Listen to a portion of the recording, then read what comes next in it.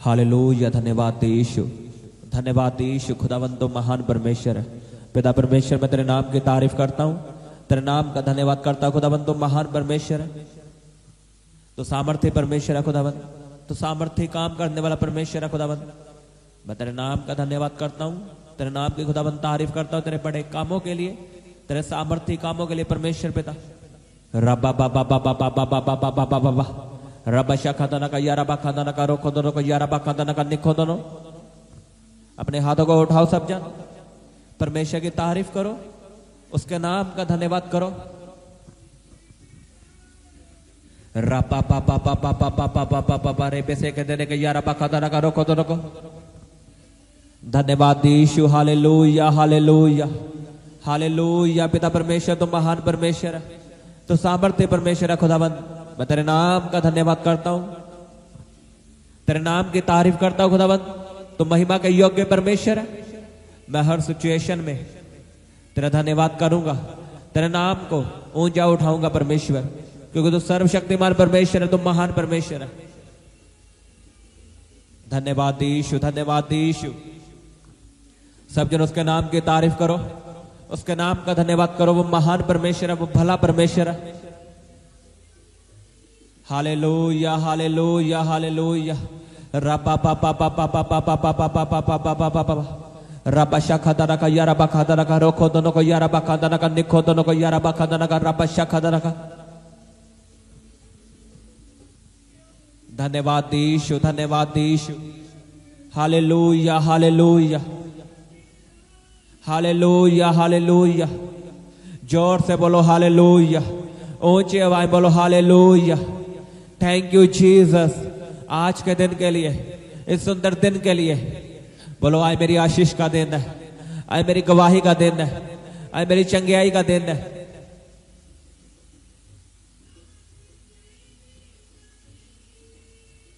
अपने हाथों को उठाओ सब जन, मेरे साथ एक मन होकर प्रार्थना करो। बोलो परमेश्वर, मैं परीक्षाओं में स्थिर खड़ा रहूं, मैं तुझ में बना रहूं परमेश्वर, मैं पीछे ना हटूं। मुझ पे फजल कर, मुझ पे ग्रेस कर खुदावंद। मैं परीक्षाओं में तुझ में वफादार रहूं खुदावंद, मैं स्थिर रहूं, मैं तुझ में खड़ा रहूं परमेश्वर। आपको पता परमेश्वर जब भी हमें बड़ी गवाही देना चाहता है या बड़ी आशीष देना चाहता है, तब परमेश्वर हमें परखता है। परमेश्वर हमें परखता है, इस बात को याद रखना। अगर आप परमेश्वर से बड़ी आशीष मांग रहे हो, बड़ा मसा मांग रहे हो, या बड़ा बिजनेस मांग रहे हो, या सेवकाई मांग रहे हो, तो वो आपको ऐसे नहीं मिलेगी, आपको परखा जाएगा। और वो परख भी अजीब तरह की होगी। आपको ऐसा लगेगा कि परमेश्वर मेरी प्रार्थना को नहीं सुन रहा। जब ऐसी परीक्षा आपकी जिंदगी में आती है कि आपको लगे कि परमेश्वर मेरी प्रार्थना को नहीं सुन रहा, तो आप जान लेना आप बड़े काम करने के लिए बुलाए गए हो। आप बड़ा बिजनेस, आप बड़ी ब्लेसिंग के लिए बुलाए गए यीशु के सामर्थ्य नाम में। लेकिन वो परीक्षा से निकलना आसान नहीं है। बहुत से लोग उस परीक्षा से हार जाते हैं।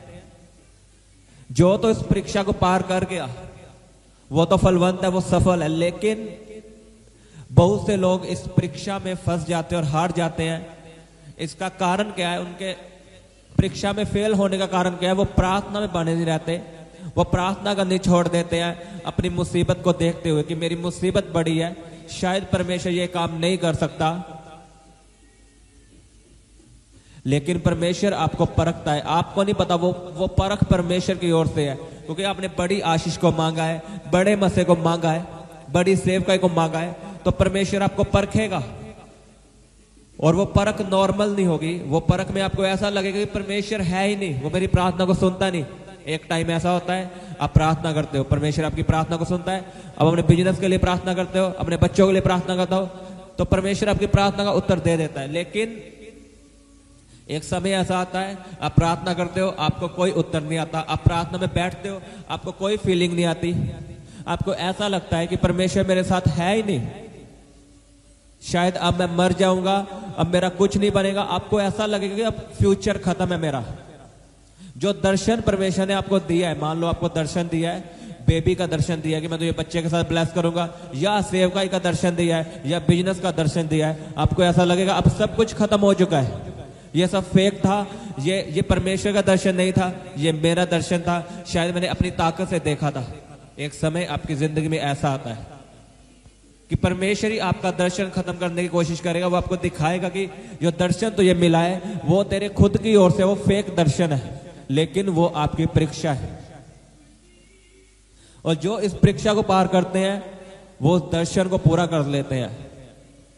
लेकिन इस परीक्षा को पास करना आसान नहीं है। अगर आपने इस परीक्षा को पास करना है, आपको पता यीशु मसीह ने पतरस को कहा कि प्रार्थना कर ताकि तू परीक्षा में ना पड़े। यीशु मसीह ने प्रार्थना की थी उस रात, लेकिन पतरस ने प्रार्थना नहीं की। पतरस भी अगले दिन परीक्षा में पड़ा और यीशु मसीह भी, लेकिन यीशु मसीह परीक्षा में से निकल गए और पतरस फंस गया परीक्षा में। उसने कह दिया कि मैं यीशु मसीह को जानता नहीं। यीशु मसीह का 3 बार इनकार कर दिया। उसका कारण था पतरस ने प्रार्थना नहीं की थी, इसलिए वो परीक्षा में हार गया। और यीशु मसीह के जीवन में परीक्षा आई थी, वो सलीब उठाना, मौत को सहना, कोड़े खाने। लिखा यीशु मसीह उस परीक्षा को पार करके, क्योंकि यीशु मसीह ने प्रार्थना की थी, और तीसरे दिन मुर्दों में से यीशु मसीह को जिलाया था परमेश्वर ने, और उसकी महिमा को बढ़ाया था। कौन फंसा? जिसने प्रार्थना नहीं की। परीक्षा से निकलना आसान नहीं है। बाइबल कहते इजराइलियों का 40 दिन का सफर था, लेकिन वो सफर 40 सालों का बन गया। कारण था उसका कुड़कुड़ाना, मूसा के खिलाफ कुड़कुड़ाना और परमेश्वर के खिलाफ कुड़कुड़ाना। अगर वो ना कुड़कुड़ाते वो सफर सिर्फ 40 दिन का था, लेकिन उनके कुड़कुड़ाने की वजह से, पाप के वजह से, प्रार्थना ना करने की वजह से वो सफर 40 सालों का बन गया। और जब एक मसीही विश्वासी के जीवन में परीक्षा आती है, वो प्रार्थना करनी छोड़ देता है, वो बाइबल पढ़ना छोड़ देता है, वो चर्च जाना छोड़ देता है। उसे लगता है शायद अब मैं मर जाऊंगा, अब कोई फायदा नहीं प्रार्थना करने का, परमेश्वर मेरी प्रार्थना को नहीं सुन रहा। लेकिन उसे नहीं पता, चाहे परमेश्वर आपकी प्रार्थना को नहीं सुन रहा, लेकिन परमेश्वर आपको देख रहा है। इस बात को लिख के रखो। जब आपकी जिंदगी में परीक्षा आती है, जब आपको लगे कि परमेश्वर मेरी प्रार्थना को नहीं सुन रहा, उसी वक्त परमेश्वर आपकी जिंदगी में काम कर रहा होता है। लेकिन परमेश्वर टाइम मांगता है, समय मांगता है। वो आपको परखता है, क्या ये 4 दिन के लिए प्रार्थना कर रहा है या हमेशा के लिए? क्या ये चर्च में चंगियाई लेने के लिए है या मुझसे प्रेम करता है? ये सामर्थ को पाना चाहता है या अभिषेक का लालची है? जब मुझसे प्रेम करता है। कई लोग अभिषेक के लालची, वो चाहते हैं अकेला अभिषेक मिले, परमेश्वर ना मिले। परमेश्वर आपको परखता है।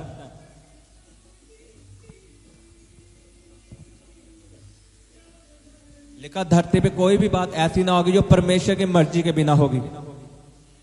आपकी जिंदगी में जो कुछ भी हो रहा है, अगर आप प्रार्थना करने वाले इंसान हो, आपने बैप्टाइज ले लिया है, आप यीशु मसीह में पूरे आ चुके हो, और आपकी जिंदगी में परीक्षा आई है, मान लो आपको ऐसी बीमारी आ गई है जो आपको लगता है ये बीमारी मुझे मौत तक लेके जाएगी। अगर आप वचनों पे खड़े रहे, उसका वचन का अंगीकार करना ना छोड़ा कि उसके कोड़े खाने से मैं चंगा हो गया हूं, चंगा हो चुका हूं, और उसमें बढ़ोगे तो वो बीमारी जाने वाली है, आपकी रिपोर्ट नॉर्मल आने वाली है। लेकिन इसमें स्थिर रहना, खड़े रहना आसान नहीं है।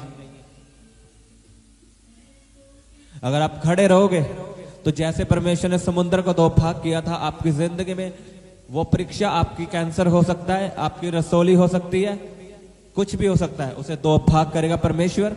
जैसे परमेश्वर ने इजराइलियों को कहा कि चुपचाप खड़े रहो, क्योंकि इजराइली कुड़कुड़ाते थे कि मूसा तू हमें कहां ले आया, पीछे फिरौन की सेना है, आगे लाल समुद्र है, अब हम मरेंगे, हम वही अच्छे थे। लेकिन परमेश्वर को गुस्सा आया। परमेश्वर ने मूसा को कहा कि इनको बोल कि चुपचाप खड़े रहो और मेरी निजात के काम देखो। अगर आप कुड़कुड़ाओगे तो आपकी आशीष लेट होगी। अगर आप प्रार्थना में बढ़ोगे तो जो परीक्षा आपकी 2 साल की है वो 1 साल में खत्म होगी, जो परीक्षा आपके 6 महीनों की वो 3 महीनों में खत्म होगी, अगर आप प्रार्थना में बढ़ जाओगे। क्योंकि जो परमेश्वर चाहता है आप उसे पूरा कर दो। परमेश्वर हमें परीक्षा देता क्यों है? जब भी हम परमेश्वर से बड़ी आशीष को मांगते हैं, परमेश्वर हमें परखता है कि ये लालची तो नहीं है, ये कहीं अकेली आशीष को तो नहीं चाहता, क्या ये आशीष लेने के बाद प्रार्थना करनी तो नहीं छोड़ देगा? आप परमेश्वर को प्रूफ दे दो कि मैं तुझसे प्रेम करता हूं, मैं प्रार्थना करनी नहीं छोड़ूंगा, तो वो परीक्षा जल्दी खत्म होगी। और आपकी परीक्षा खत्म होने का समय आ चुका है यीशु के सामर्थ्य नाम में। अगर आप अड़े और खड़े रहे हो, आपकी जिंदगी में बीमारी आई, आपने कोई परवाह नहीं की, आप पीछे नहीं गए, आप बाबाओं के पास नहीं गए, आपने यीशु मसीह के वचनों पे भरोसा किया है, तो आपका टाइम आ चुका है परीक्षाओं को खत्म होने का यीशु के सामर्थ्य नाम में। आपकी परीक्षाओं का खत्म होने का समय आ चुका है। अगर आपका आमीन बड़ा है, मैं आपसे बात कर रहा हूं, आमीन। लिखा जब परमेश्वर रोटी तोड़ता है तो वो रोटी बांटने के लिए तोड़ता है। जब परमेश्वर आपको तोड़े तो समझ लेना परमेश्वर आपको बांटना चाहता है, वो आपसे काम लेना चाहता है, वो आपको बढ़ाना चाहता है।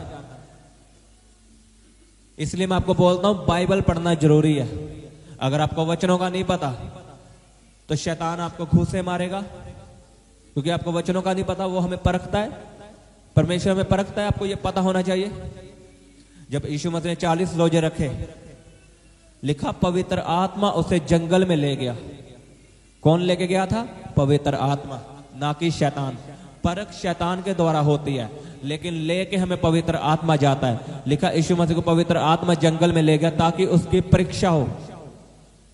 शैतान ने बोला तू अगर परमेश्वर का पुत्र है, परमेश्वर का बेटा, तो इन पत्थरों को बोल रोटियां बन जाए। परीक्षा में शैतान आपके मन में शक डालेगा। यीशु मसीह परमेश्वर का बेटा था, हाँ या ना? लेकिन शैतान ने क्या कहा? अगर तू परमेश्वर का बेटा है तो इन पत्थरों से बोल रोटियां बन जाए। शैतान आपके मन में शक डालेगा कि जो परमेश्वर ने तो ये दर्शन दिखाया ये फेक है, परमेश्वर झूठा है। वो ऐसा करता है, शैतान करता है, आपके मन में डालता है कि प्रार्थना करने से कुछ नहीं होगा, अपनी मुसीबतों को देख। लेकिन मैं आपको बता दूं शैतान झूठा है। जब शैतान ने यीशु मसीह को कहा कि इन पत्थरों को बोल रोटियां बन जाए, तो यीशु मसीह ने वचन से जवाब दिया। यीशु मसीह ने बहस नहीं की शैतान के साथ। लिखा यीशु मसीह ने शैतान को कहा कि मनुष्य अकेला रोटी से नहीं, केवल परमेश्वर के मुंह से निकलने वाले वचन से जीवित रह सकता है। अगर आपको वचन का नहीं पता तो शैतान आपको घूसे मारेगा, आपको तंग करेगा। अगर आप वचन पढ़ने वाले इंसान हो तो आपको पता होगा ये मेरी परीक्षा का समय है। शैतान मेरा दर्शन खत्म करने की कोशिश करेगा, वो मुझे भरमाएगा कि ये दर्शन मुझे मिला है वो फेक है। जो परमेश्वर के दास ने मेरे जीवन में बोला है वो झूठ बोला है। शैतान आपको ऐसा ऐसा आपके मन में डालता है। लेकिन अगर आपको वचन का पता होगा, आप खड़े रहोगे। आपको पता होगा कि यीशु मसीह की परख हुई थी। यीशु मसीह को बोला गया था, शैतान ने बोला था कि अपने आप को नीचे गिरा दे, मैं सारा राज्य तुझे दे दूंगा। और यीशु मसीह ने क्या कहा कि प्रभु अपने परमेश्वर की परीक्षा मत कर। जब शैतान आपको तंग करे तो वचनों को याद करना कि मेरी आशीष का समय आ चुका है, परमेश्वर ने मुझे दर्शन दिया है, ये परख है, ये परख है। अगर आप सोना बनना चाहते हो तो लिखा सोना आग में, आग की भट्टी में डाला जाता है। जब तक वो आग की भट्टी में न डलेगा वो सोना कभी नहीं बनेगा।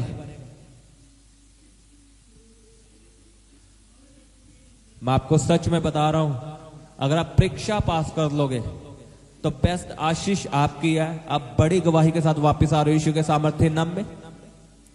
मान लो आप अपने सरकारी जॉब लगना है तो पहले क्या होता है? आपका टेस्ट लिया जाता है, परीक्षा होती है। अगर आपने वो परीक्षा पास कर ली वो सरकारी जॉब आपकी। ऐसे परमेश्वर में है। लिखा आदम को परमेश्वर ने परखा क्योंकि परमेश्वर आदम को सदा का जीवन देना चाहता था। वो जो ज्ञान का फल, वो जो समझ का फल था वो आदम को देना चाहता था परमेश्वर। लेकिन परमेश्वर ने परीक्षा की, क्या ये इसके लायक है? लेकिन लिखा आदम भरमाया गया। किसके द्वारा भरमाया गया? शैतान के द्वारा। याद रखना, जब भी आपकी जिंदगी में परीक्षा आती है शैतान आपको भरमाता है। वो आपको लालच देता है कि चल पाप कर, उस लड़की के पीछे चल, छोड़ दे परमेश्वर को मानना, बाबाओं के पास चल, यहां से ये करवा ले, वो करवा ले। आपको रिश्तेदार ताने बानेंगे, मारेंगे कि मसीह में आके तुझे क्या मिला है। लेकिन अगर आप पीछे हट गए तो कुछ नहीं फायदा होगा। लिखा वचन में लिखा है जो तू मुझे छोड़ के पाएगा उसे तू खो देगा, और जो तू मुझे पाकर खोएगा उसे तू 100 गुना पाएगा। अब फैसला आपका है, आपने परीक्षा के समय में क्या करना है। क्या आप ये बोलने के लिए तैयार हो कि तुम ये चंगा कर या ना कर, तू मेरा परमेश्वर है। अगर आप ये बोलने के लिए तैयार हो तो बेस्ट आशीष आपको मिलने वाली है। जब आप परीक्षा से बाहर आओगे आप कहोगे वाओ, आप यही कहोगे कि शुक्र है परमेश्वर तेरा कि मैंने परीक्षा में हार नहीं मानी, क्योंकि जो आशीष आपको परीक्षा के बाद मिलती है वो सदा के लिए होती है। मैं आपको सच में बता रहा हूं, आप लिख लो इस बात को, जब आप परीक्षा से निकल के आशीष को हासिल करोगे तो आप परमेश्वर का दिन रात धन्यवाद करोगे। फिर अप डाउन लाइफ नहीं चलेगी, फिर सीधी लाइफ चलेगी और आप आगे बढ़ोगे। लेकिन उस परीक्षा को पास करना यह मुश्किल है।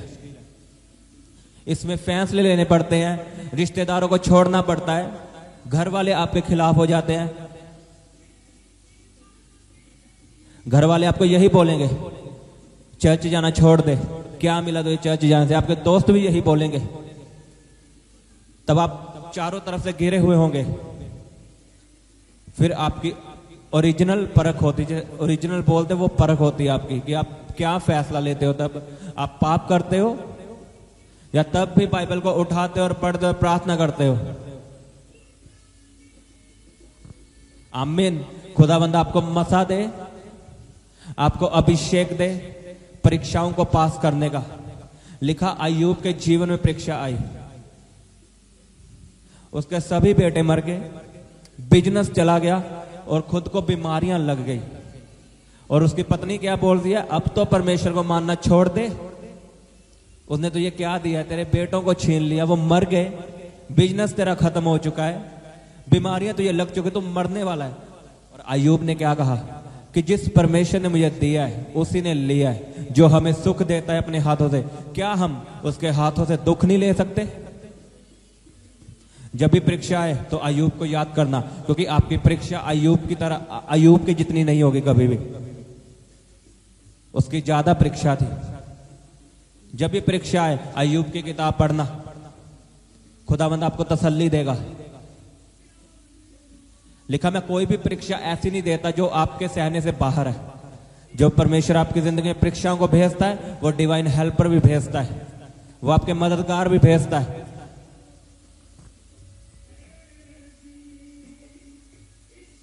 खुदावंद आपको मसा दे, आपको आपका अभिषेक करे परीक्षाओं को पास करने का। मैं आपको सच में बता रहा हूं, आप परीक्षाओं से बाहर आओगे और आप चमकोगे। फिर उसका वचन पूरा होगा कि उठ प्रकाशमान हो, क्योंकि तेरा प्रकाश आ चुका है। जब आप परीक्षाओं से बाहर आ जाओगे तो ये वचन आपके कानों में आएगा, आपका सब कुछ बदल जाएगा। जो बीमारियां आपको लगी तो वो एक रात में गायब हो जाएंगी यीशु के सामर्थ्य नाम में। ये सच्चाई है। मैं आपकी जिंदगी में इस वचन को बोलता हूं, उठ और प्रकाशमान हो, क्योंकि तेरा प्रकाश आ चुका है। तेरा प्रकाश आ चुका है। उठो और प्रकाशमान हो जाओ, क्योंकि तेरा प्रकाश आ चुका है। तेरे आनंदित रहने के दिन आ चुके हैं, आशीषित रहने के दिन आ चुके हैं, चंगियाई के दिन आ चुके हैं। आमीन। बड़ा आशीष बड़ी आपकी। अपने हाथों को उठाओ सब जन, बोलो परमेश्वर मैं तैयार हूं परीक्षाओं को पास करने के लिए, क्योंकि तू मेरे साथ है। मैं जानता हूं परमेश्वर, चाहे तू मुझे महसूस हो ना हो, लेकिन तू मुझे देख रहा है। चाहे तू मेरी प्रार्थना को सुने या ना सुने, लेकिन तू मुझे देख रहा है। वायदा करो परमेश्वर से कि मैं बाइबल को पढ़ूंगा, प्रार्थना में बना रहूंगा, तुझ में बढ़ूंगा, अपनी प्रार्थना को बढ़ाऊंगा, प्रार्थना के समय को बढ़ाऊंगा परमेश्वर। रब्बा पापा पापा पापा पापा पापा पापा रब्बा शाखा दाना का यारा बाखा दाना का रोको दोनों को यारा बाखा दाना का निको दोनों रब्बा पापा पापा पापा पापा पापा।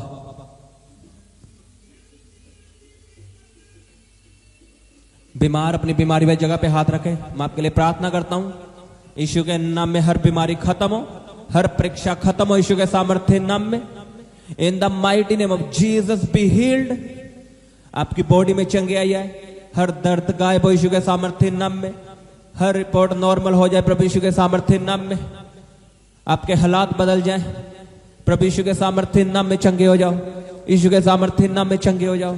Be healed in Jesus' name. Be healed in Jesus' name. Be healed in Jesus' name. Be healed in Jesus' name. प्रभु यीशु के सामर्थ्य नाम में चंगे हो जाओ। आपका बिजनेस ब्लेस हो, आपका कारोबार ब्लेस हो, आपके बच्चे ब्लेस हो, आपके माता पिता ब्लेस हो। रबा बाबा बाबा बाबा बाबा बाबा बाबा बाबा रबा बाबा बाबा बाबा बाबा शाखादाना का यारा बखादाना का। तारीफ करो जोर से परमेश्वर के नाम की, जोर से बोलो उसके कोड़े खाने से मैं चंगा हो चुका हूं। तारीफ करो जोर से तालियों के साथ। हालेलुया, धन्यवाद यीशु। पिता परमेश्वर तुम महान परमेश्वर है खुदावंद, तो सदा मेरी प्रार्थना को सुनने वाला परमेश्वर है। मैं तेरी तारीफ करता हूं और इस प्रार्थना को प्रभु यीशु के सामर्थ्य नाम में मांगता हूं। आमीन आमीन। सबको जय मसीह की। हालेलुया। आप अपने दान दशवांश और भेंट हमें इस अकाउंट नंबर पर भेज सकते हैं, या आप अपने पेटीएम या फ़ोन पे के द्वारा हमारे QR कोड को स्कैन करके अपनी ऑफरिंग भेज सकते हैं।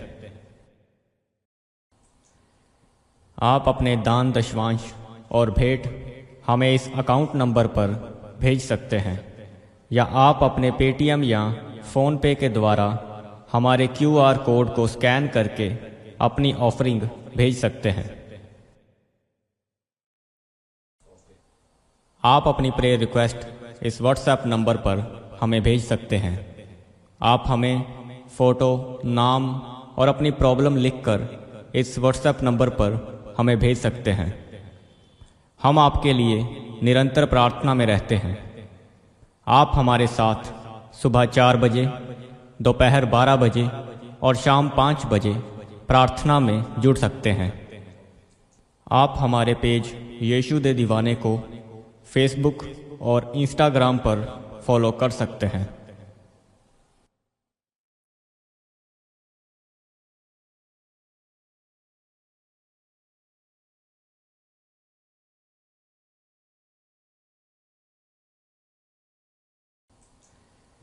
आप अपने दान दशवांश और भेंट हमें इस अकाउंट नंबर पर भेज सकते हैं, या आप अपने पेटीएम या फ़ोन पे के द्वारा हमारे QR कोड को स्कैन करके अपनी ऑफरिंग भेज सकते हैं। आप अपने दान दशवांश और भेंट हमें इस अकाउंट नंबर पर भेज सकते हैं, या आप अपने पेटीएम या फ़ोन पे के द्वारा हमारे QR कोड को स्कैन करके अपनी ऑफरिंग भेज सकते हैं। आप अपनी प्रेयर रिक्वेस्ट इस व्हाट्सएप नंबर पर हमें भेज सकते हैं। आप हमें फ़ोटो, नाम और अपनी प्रॉब्लम लिखकर इस व्हाट्सएप नंबर पर हमें भेज सकते हैं। हम आपके लिए निरंतर प्रार्थना में रहते हैं। आप हमारे साथ सुबह 4 बजे, दोपहर 12 बजे और शाम 5 बजे प्रार्थना में जुड़ सकते हैं। आप हमारे पेज यीशु दे दीवाने को फेसबुक और इंस्टाग्राम पर फॉलो कर सकते हैं।